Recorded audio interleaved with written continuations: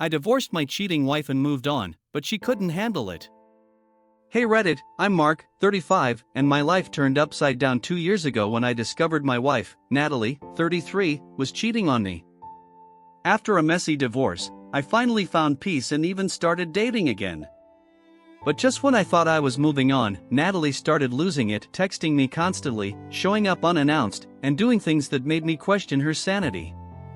Here's the story of how my marriage ended, how I found love again, and how my ex-wife's descent into madness almost destroyed my new life. Natalie and I had been married for 8 years. We met in college when I was studying architecture and she was majoring in marketing. Our love story was straight out of a rom-com. We met at a mutual friend's party, hit it off instantly, and within months, we were inseparable. Natalie was everything I thought I wanted: smart, funny, beautiful, and driven. We shared the same goals: travel the world, buy a nice house, and eventually start a family. Our early years together were great. We had the kind of relationship everyone envied, or at least that's what it looked like from the outside. We were the couple that always seemed in sync, finishing each other's sentences and making grand plans for the future. I worked hard at my job as an architect, and Natalie quickly climbed the corporate ladder at a prestigious marketing firm. Our careers were taking off, and everything felt like it was falling into place. Our first apartment was a tiny, one-bedroom place downtown, but we didn't care. We were young, in love, and excited about our future. We'd spend weekends exploring the city, finding new restaurants, and dreaming about the big house we'd buy one day. We talked about everything: our dream vacations, our plans to start a family, and how we'd grow old together. Natalie loved to plan, and she'd spend hours browsing real estate listings, picking out her favorite neighborhoods, and imagining how we'd decorate each room. A few years into our marriage, we bought our first house, a beautiful, modern 3-bedroom in the suburbs. It was perfect. We spent weekends painting the walls, picking out furniture, and making it our own. Natalie loved gardening and spent hours planting flowers and vegetables in the backyard.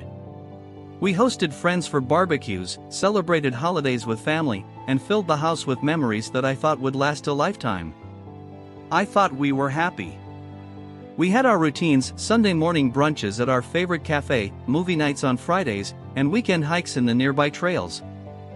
I was working long hours to secure a promotion, but I always made time for Natalie. She was my best friend, my partner, and the person I thought I'd spend the rest of my life with. Things started to change about 2 years ago. Natalie became distant, distracted, and secretive. She'd spend late nights at the office, claiming she was swamped with work, or she'd go out with her friends and come home hours later than expected. I tried not to overthink it. I trusted her, and I didn't want to be the controlling husband who questioned everything. But the signs were there: the way she'd pull away when I tried to be affectionate, the constant texting and phone calls she'd take in private, and the nagging feeling that something wasn't right. Natalie always had an explanation. She'd laugh off my concerns, saying she was just busy with work or stressed out.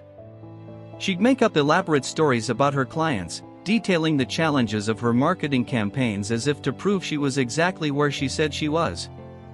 I wanted to believe her, and for a while, I did. But late at night, when I'd lie awake in bed, I couldn't shake the feeling that my wife was slipping away. Looking back, I should have seen the red flags. Natalie started dressing differently: new clothes, more makeup, and a sudden obsession with the gym. She'd always been active, but now she was working out twice a day and going on these fitness retreats with her friends. She said it was just a way to blow off steam and stay healthy, but something felt off. One night, I planned a romantic dinner to try and reconnect. I made her favorite meal, pasta carbonara with a side of garlic bread, and bought a nice bottle of wine.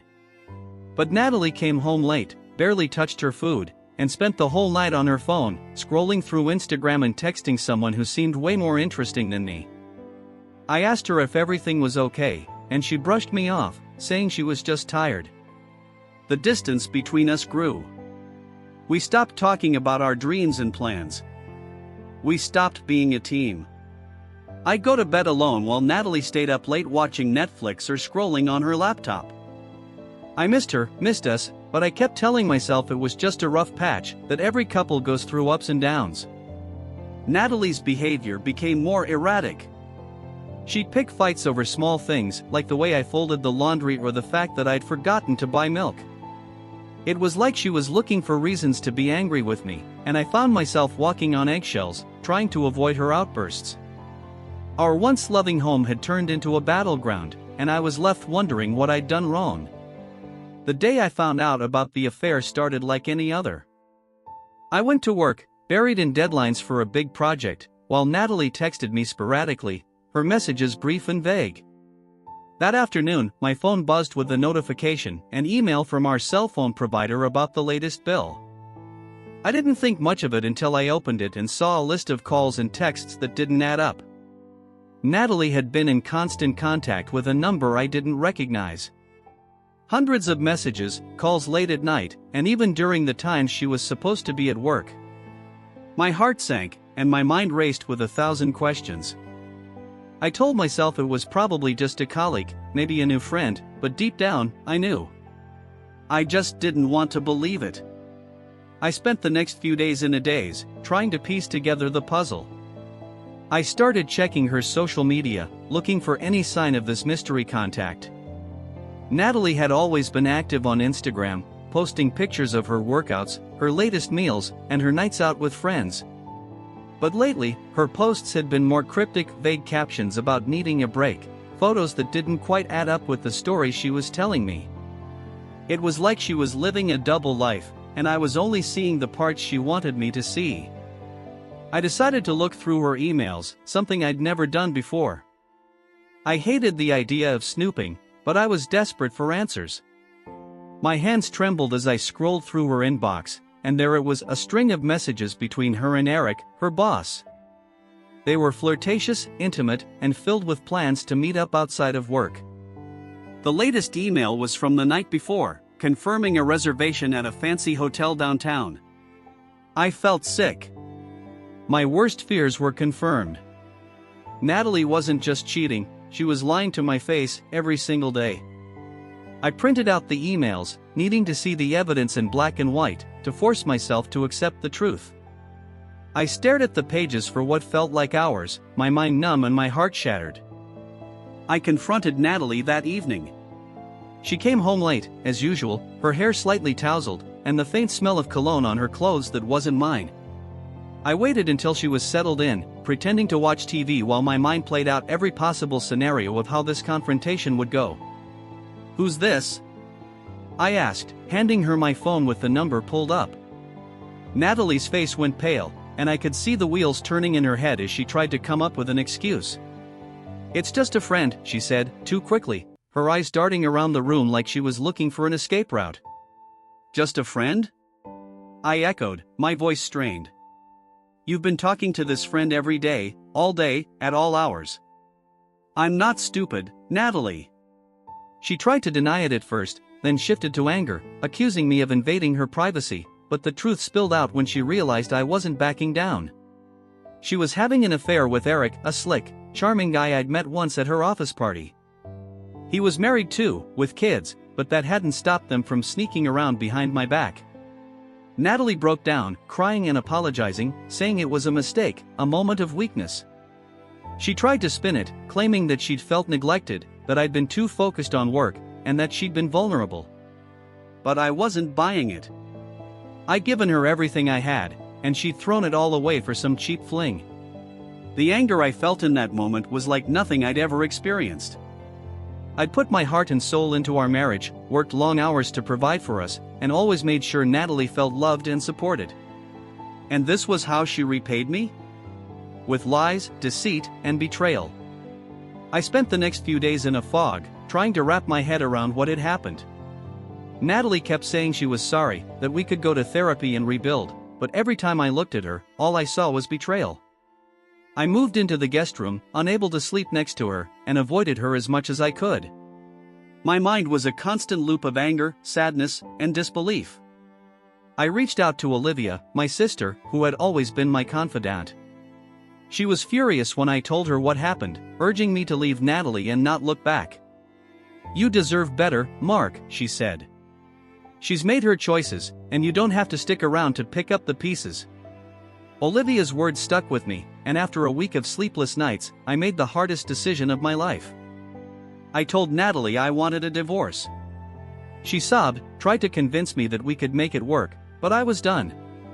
I couldn't live with someone who had shattered my trust so completely.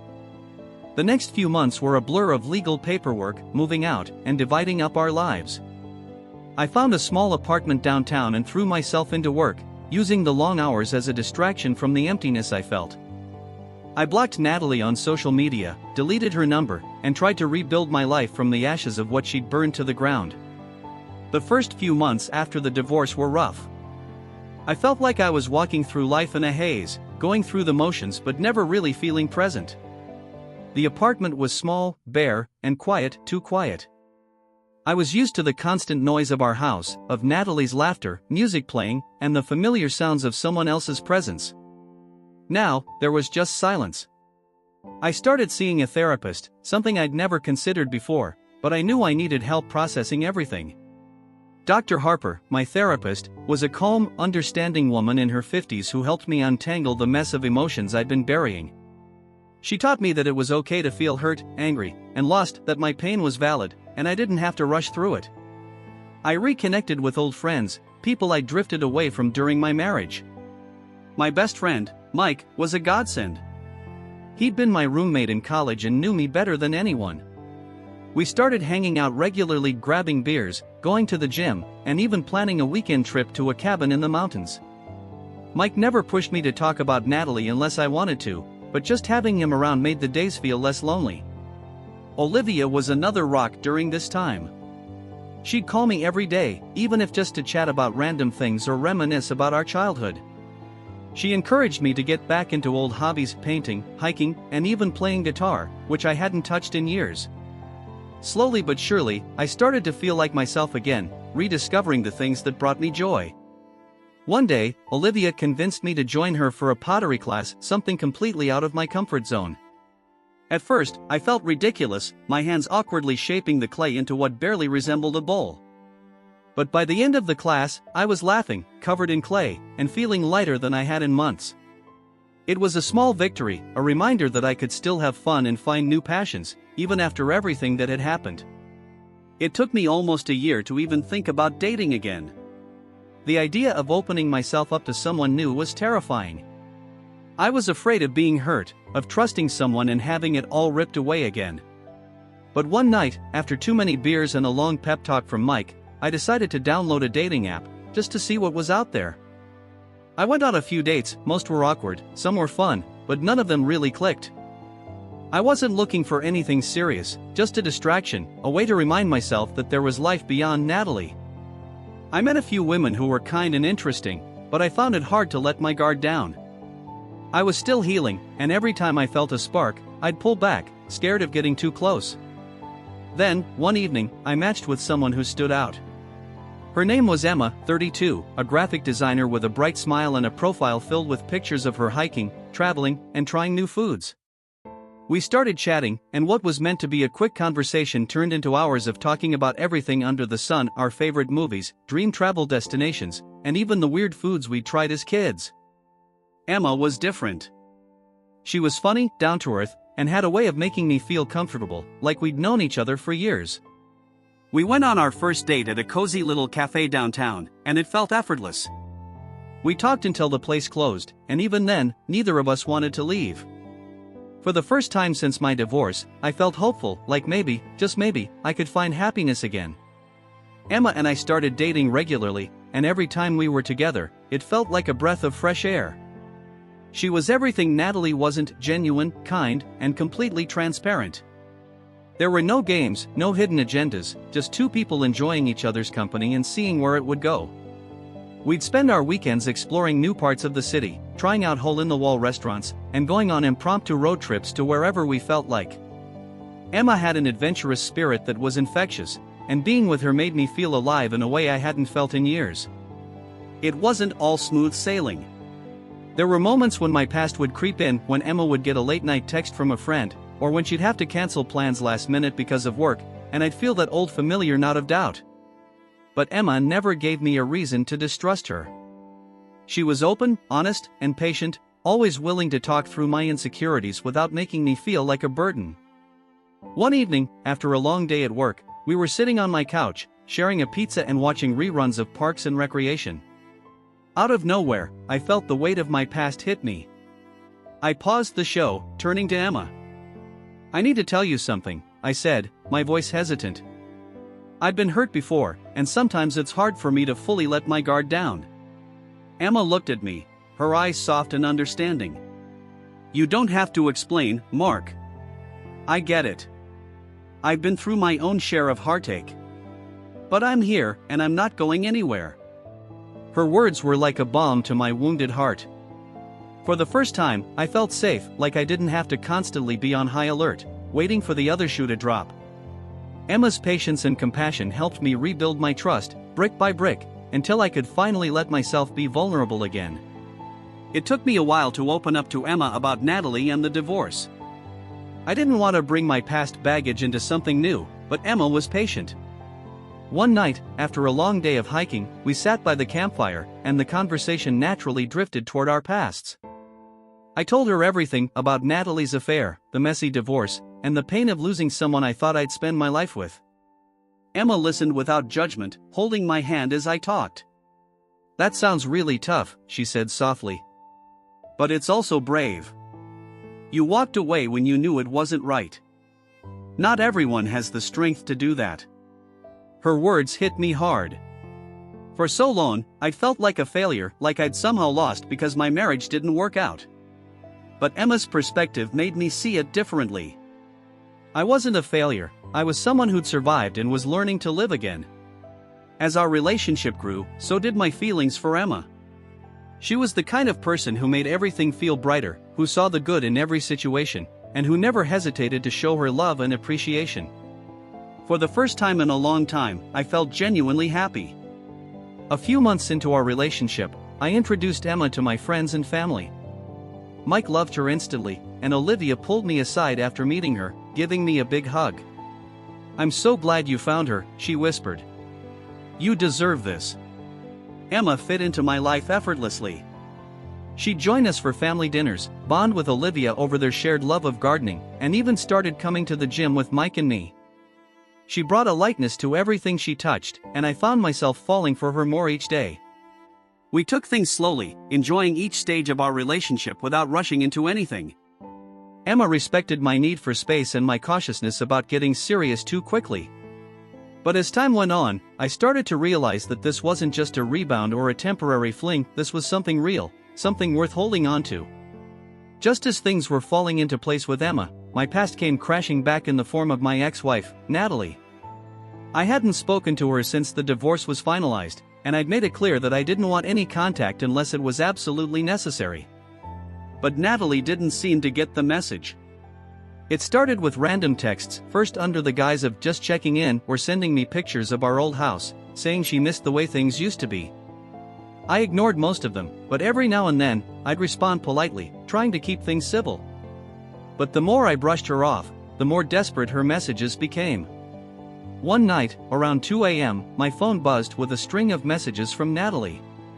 She was drunk, clearly, typing a slurry mix of apologies, accusations, and nostalgia. "I miss you, Mark. You were the best thing I ever had. Why did you leave me? I was stupid.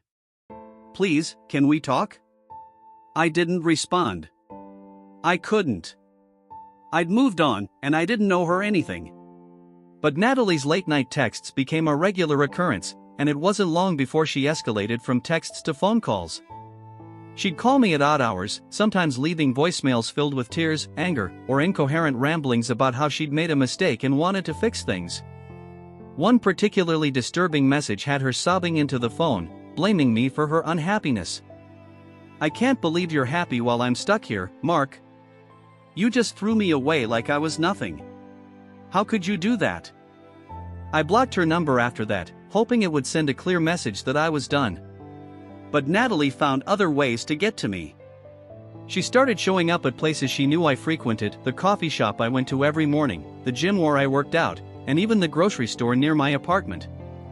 At first, I thought it was just coincidence, but the more it happened, the clearer it became that she was tracking me, trying to force encounters that I had no interest in. It didn't stop there. Natalie began creating fake social media profiles to follow me and Emma, leaving passive-aggressive comments on Emma's posts or sending her cryptic messages that alluded to our past. She'd post pictures of the two of us from happier times, captioning them with things like, "Some things are worth fighting for," or "You don't know what you've lost until it's gone." It was unnerving. Emma was patient and understanding, but it was clear that Natalie's behavior was starting to wear on her. We'd be out to dinner, and Emma's phone would buzz with another weird message from Natalie's latest fake account. I'd report and block every time, but it felt like a game of whack-a-mole. Natalie would just create another account, and the cycle would start all over again. Emma was incredibly understanding through all of this. I told her about Natalie's behavior, and she supported me completely, even when things started to get more personal. Natalie found out about Emma, likely through social media, and her fixation shifted from just me to targeting Emma as well. One afternoon, Emma received a bizarre message from an unknown account on Instagram. It was Natalie.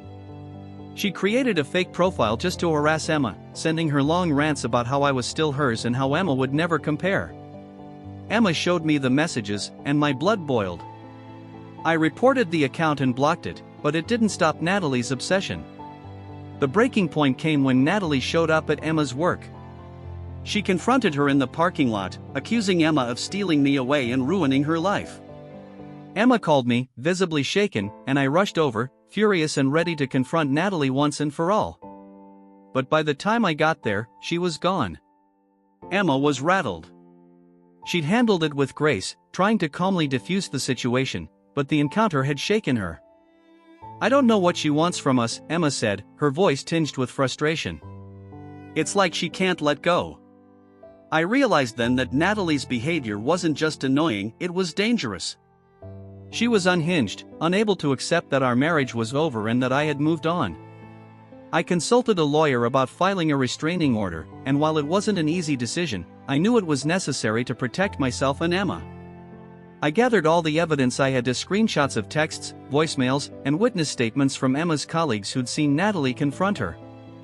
My lawyer was sympathetic, assuring me that we had a strong case, but it didn't make the situation any less painful. I never imagined that my life would come to this, that the woman I once loved would turn into someone I had to legally protect myself from.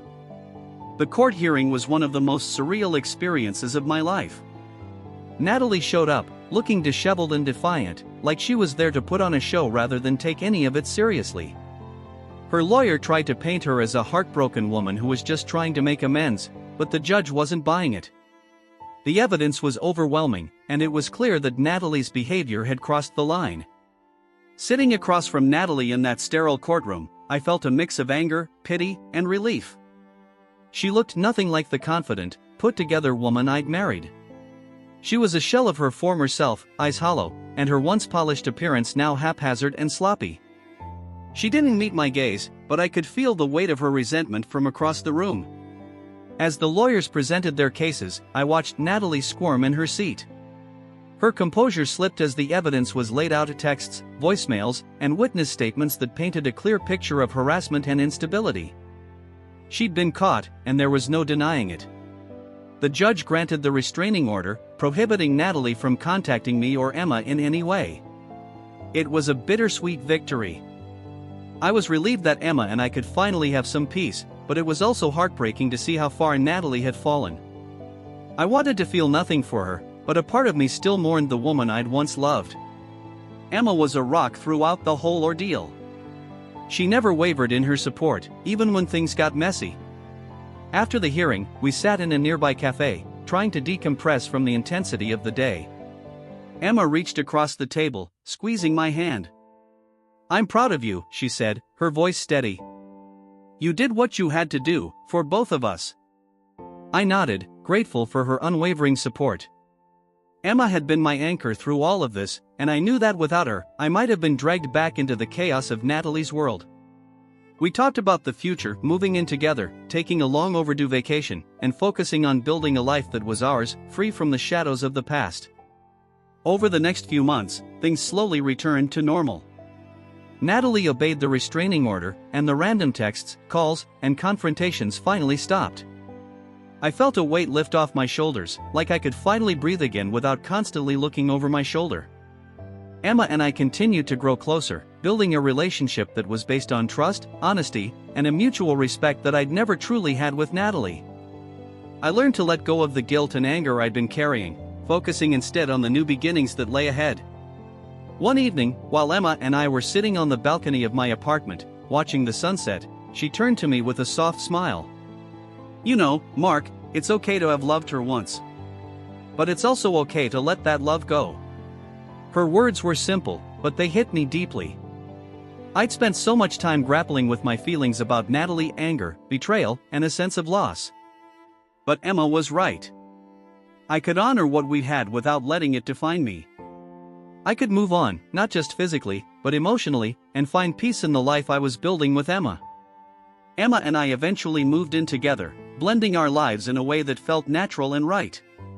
We took that vacation we'd been talking about, a week in Italy, exploring the winding streets of Rome, eating gelato on the Spanish Steps, and finally taking a moment to just be.